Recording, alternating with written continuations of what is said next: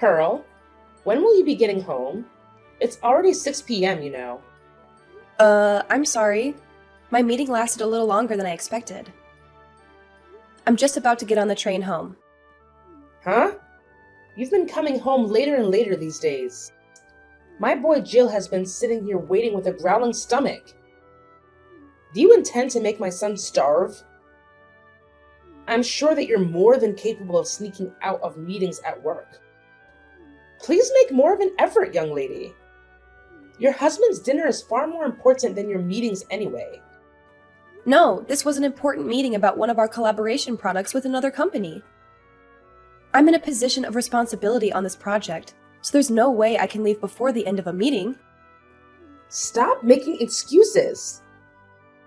To focus single-mindedly on work while abandoning your essential duties as a wife, such as looking after your husband, is simply not acceptable. My son has no need for such a sloth of a wife. He'll divorce you, I say. Divorce. Looking after him? Oh, come on. Jill's a fully grown man, not a baby. Plus, he's unemployed right now and spends all of his time at home. Do not talk back to me, young lady. Sorry. It's gonna be a little while longer before I get home, though. So if he's really desperate for something to eat, you're more than welcome to use whatever's in the fridge.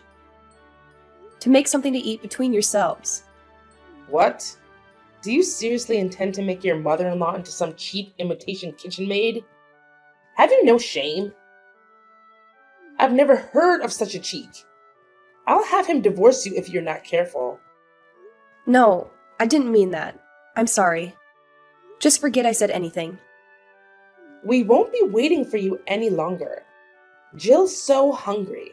He's going to pass out if he doesn't eat soon. We'll find a sushi restaurant or someplace to eat out tonight, so we won't be needing any supper from the likes of you. Hold on a moment, Mom. I understand you're upset, but let's not jump to conclusions or make threats. It's not fair to bring divorce into the conversation. We can discuss this calmly.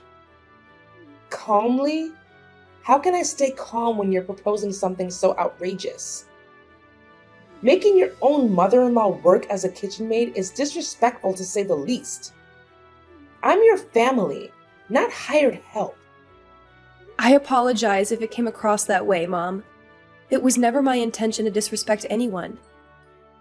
I was merely suggesting that you could lend a hand in the kitchen, not take on the role of a maid.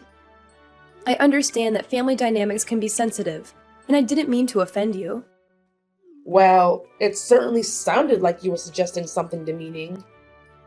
But let's put that aside for now. We need to focus on Jill's hunger. He's feeling really weak, and we can't afford to wait any longer.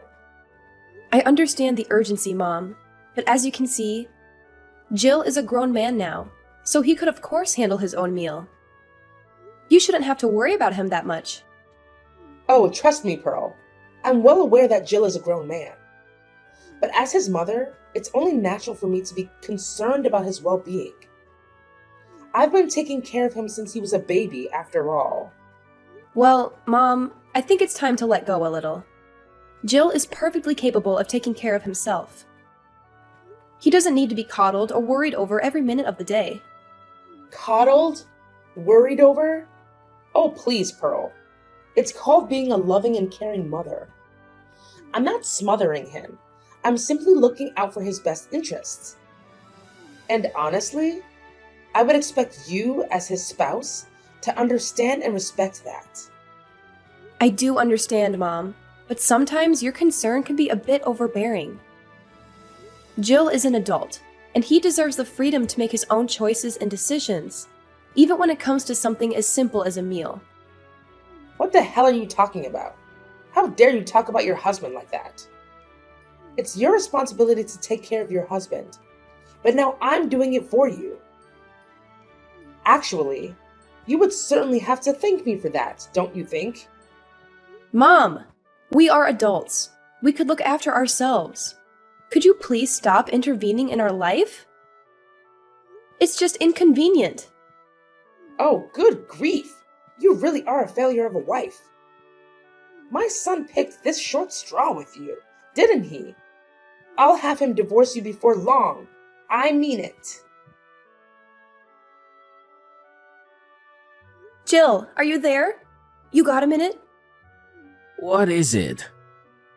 I was just about to go to sleep. Besides, if you want to say something, why not just come and talk to me? Why do you need to send messages when we're in the same house? But if I come to speak to you, your mom will probably overhear us. Anyway, it's about your mother. Is there no way we can live separately? This arrangement with the three of us is just not working. What? For God's sake. You're not going on about my mom again, are you? To tell the truth, Jill, I'm extremely stressed. I agreed to have her live with us because I felt bad about her being lonely after your dad passed away. But she's causing me so much stress, it's unreal. Does she think I'm some kind of slave? She forces me to do all the housework despite the fact that I'm working long hours. Not only that, but she barely ever lifts a finger herself. If there's ever anything she doesn't like, even just a little bit, she immediately brings up divorce and threatens to make you end the marriage with me. What's more, despite the fact she makes absolutely no money and contributes nothing to the household finances, she goes out to restaurants on lavish spending sprees, always bringing home bags of frivolous junk. There's no other way to put it, Jill. I've reached my limit, and I can't take it anymore. What can I do? You can complain about her as much as you like. But she doesn't have anywhere else to go. She sold the family home when my dad died. We're the ones who took her in. I could hardly send her packing now, can I? The only money she has to her name is her pension. So when she says she can't afford to contribute, she's not lying. Plus, without my dad, she's super lonely.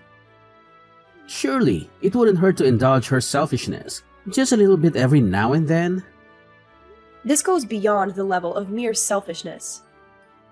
She sneers and barks orders at me, tells me I'm not fit to eat in the same room as her, and forces me to eat nothing but leftovers. Demands that you, being the husband, must always be the first to use the bathtub, while she, being the all-important mother-in-law, uses it second. Then when my turn finally does come around, there are even times where she lets the water out before I can get in. For some strange reason, she constantly gives me midnight sermons on how a wife should act. So I can't even sleep half the time because of her incessant preaching. Since she moved in with us a year ago, I lost 10 kilograms from not eating properly due to all the stress. This is malicious bullying, plain and simple. It's a miracle I managed to tolerate her this long, and the only reason I did is because she's your mom. But I'm sick of being treated like I'm not even human. I've reached my limit. Please, Jill, have her move somewhere else. Maybe an apartment or a shared house or something, I don't know. Just anywhere but here. If that's impossible, at the very least, could you please tell her to stop treating me this way?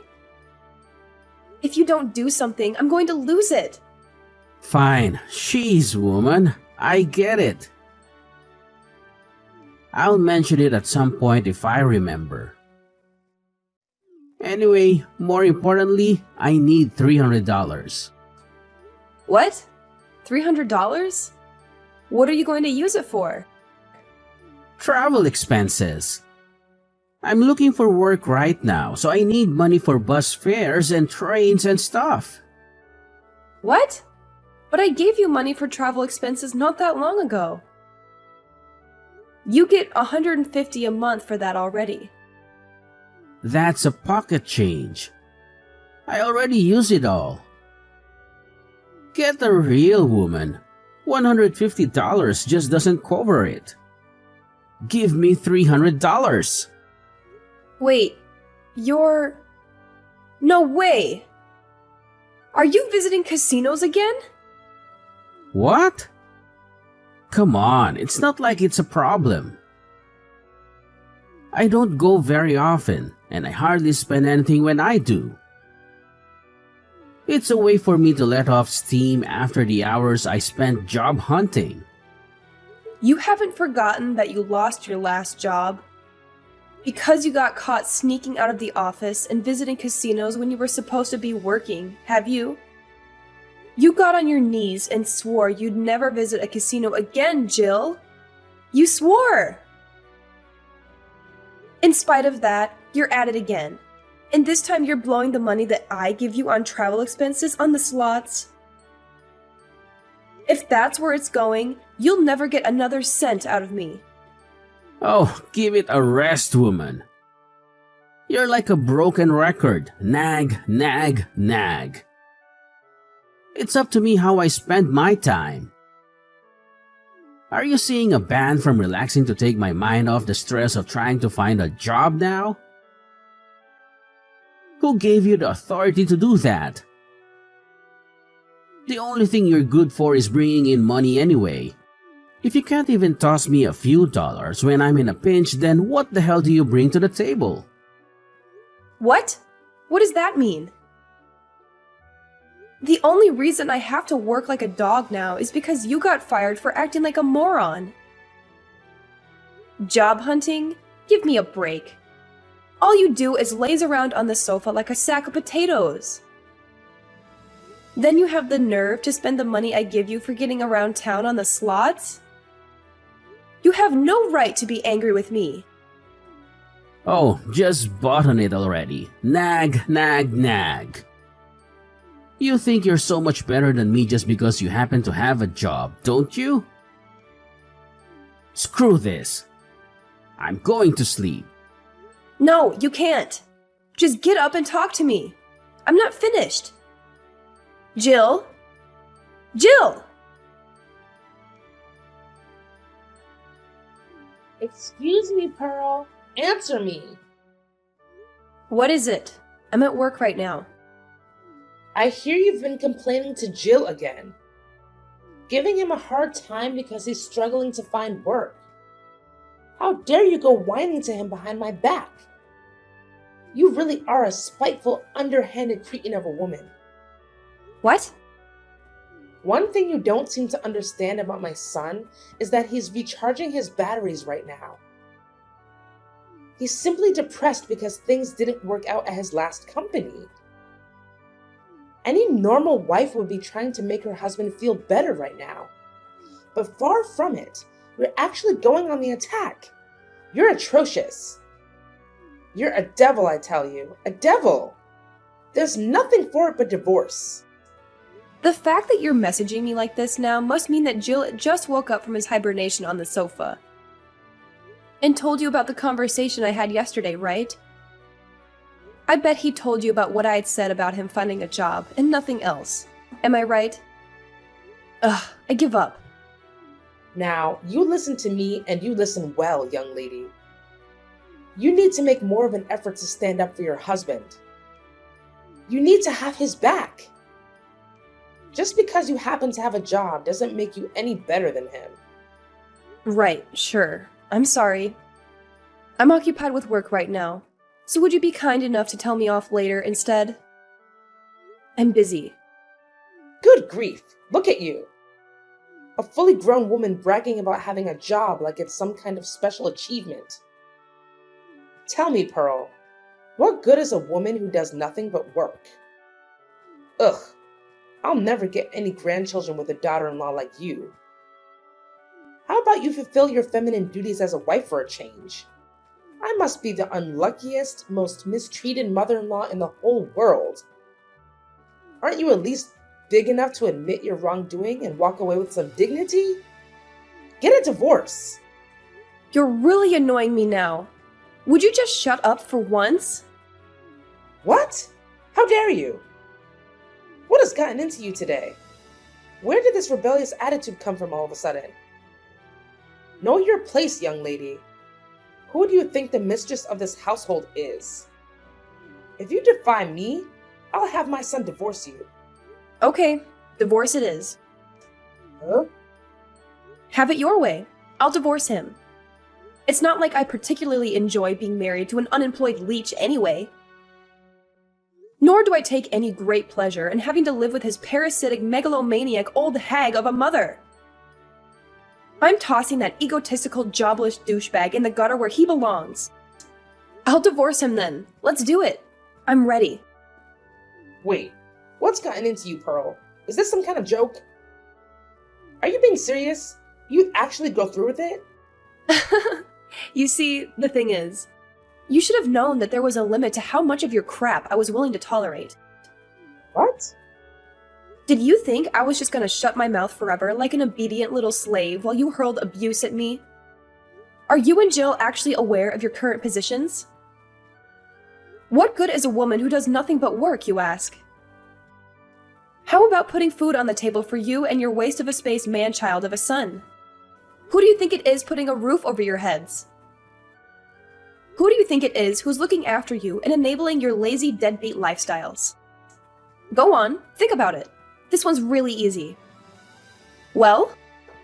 Oh my god, Pearl. What's gotten into you? This isn't like you at all. It's not that something's gotten into me.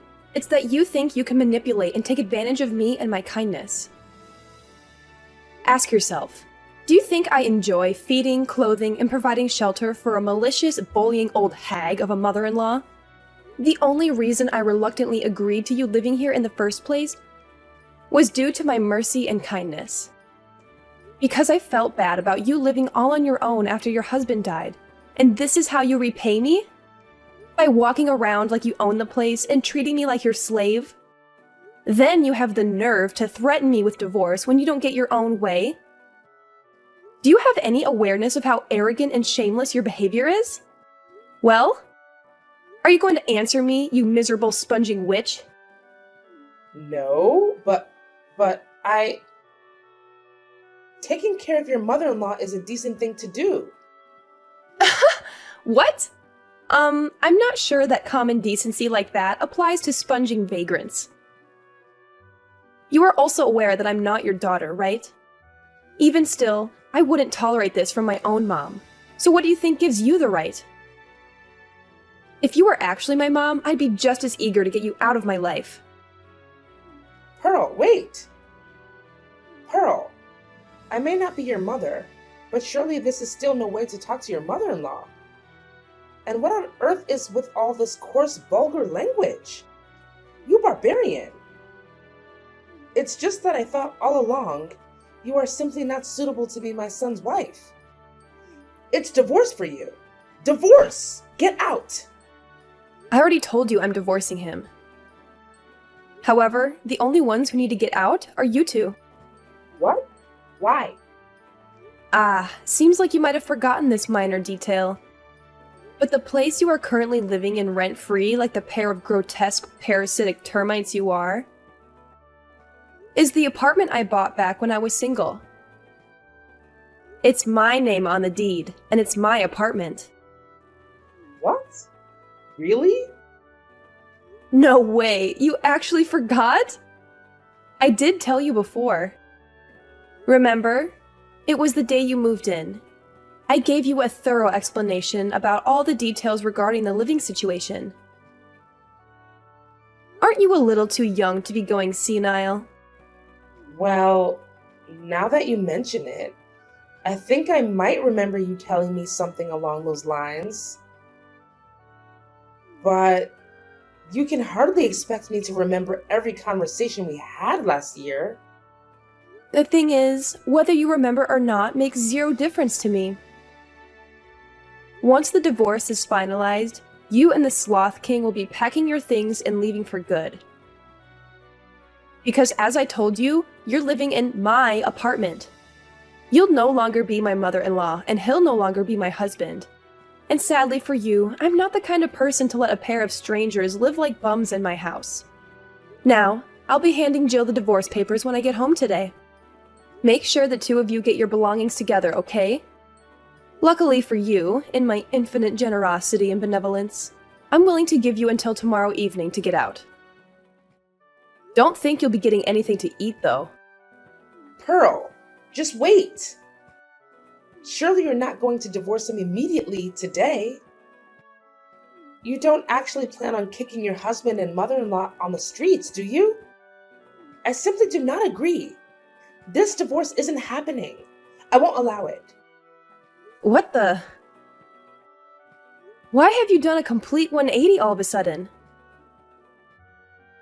You seem to be happy enough to walk all over me when you thought you could get away with it. You waved around the notion of a divorce like it was your prized family crest, using it as a pretext to say whatever you wanted, whenever you wanted. Then the moment you realize things are no longer going in your favor, you're suddenly opposed to it? Don't make me laugh. What? You're the one who started all this in the first place. You wanted to fight, didn't you? All I did was give you what you wanted. You should be grateful. Don't you dare start trying to worm your way out of it all of a sudden. And I won't allow it? Who do you think you are? Since when were you the queen? Did I miss your coronation? How about you try cultivating some awareness of your own position for once and putting a lid on that monstrous mouth of yours? I'm so sorry. This is all my fault. It's too late to apologize now. I'm dead set on divorce and nothing can change my mind. Make sure you're gone by tomorrow night. And let me make one thing abundantly clear. There will be no distribution of assets. Jill, the eternal NEET, has no savings of his own, and we have no shared accounts either. There's no money for him to receive, not a single cent, so don't bother trying to put in any claims. I would feel bad about throwing you out into the streets without any clothes. So I'll allow you to take the bare minimum of clothing and everyday necessities with you.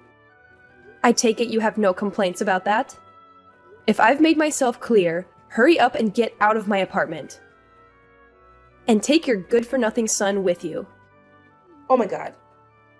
Please. Please. Just wait. Wait. We don't have anywhere to live.